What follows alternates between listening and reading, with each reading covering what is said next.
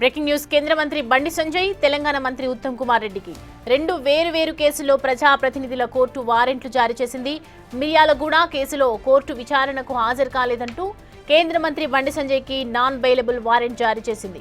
నేరేడు చెర్ల కేసులో కోర్టు విచారణకు హాజరు కాలేదంటూ ఉత్తమ్కు నాన్ బెయిలబుల్ వారెంట్ జారీ చేసింది.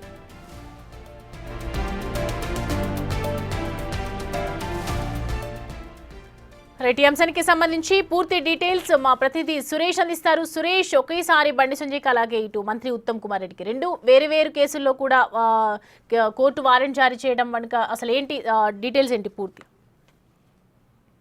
ప్రజాప్రతినిధుల కోర్టుకు సంబంధించి రాజకీయ నాయకులు, ఎమ్మెల్యే కానీ ఎంపీకి సంబంధించిన కేసులలో నాంపల్లి మనోరంజన్ కోర్టులో విచారణ జరుగుతుంది. అయితే ఈ కేసులకు సంబంధించి ఆ విచారణ వాయిదాలకు రాకుండా ఎన్నిసార్లు వాయిదా వేసినప్పటికీ కూడా కోర్టుకు హాజరు కాకపోవడంతో ఇటు బండి సంజయ్ అదేవిధంగా ఉత్తమ్ కుమార్ రెడ్డిపై నాన్ బెయిలబుల్ వారెంట్ జారీ చేయడం జరిగింది. వచ్చే విచారణ ఖచ్చితంగా హాజరు కావాల్సిన పరిస్థితి ఉంటుంది, లేదంటే వారిద్దరిపైన చర్యలు తీసుకోవాల్సి వస్తుందని చెప్పేసి కూడా కోర్టు నాన్ బెయిలబుల్ వారెంట్ జారీ చేయడం జరిగింది. ఈ రోజు మంత్రి సీతక్క పై కూడా గతంలో విచారణ సందర్భంగా హాజరు కాకపోవడంతో నాన్ బెయిలబుల్ వారెంట్ జారీ చేయడంతో ఈ రోజు కోర్టుకు వచ్చి హాజరయ్యి ఆమె బెయిల్ కూడా పూచీకత్తు సమర్పించి దాన్ని రీకాల్ చేయడం జరిగింది. మళ్ళీ ఇదే వేరే కేసులలో అంటే బండి సంజయ్కి సంబంధించిన కేసు, అదేవిధంగా ఉత్తమ్ కుమార్ రెడ్డికి సంబంధించిన కేసు, నేరేడ్లలో ఉత్తమ్ కుమార్ రెడ్డి పై నమోదైన కేసు విచారణ సందర్భంగా ఆయన గైర్హాజరయ్యాడు. ఈ రోజు రాకుండా గతంలో కూడా అనేక సార్లు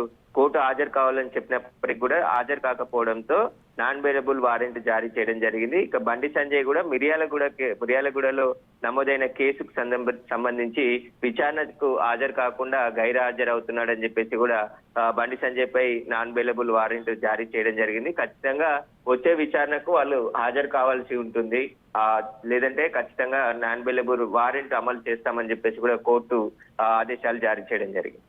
right Suresh, thanks for the updates.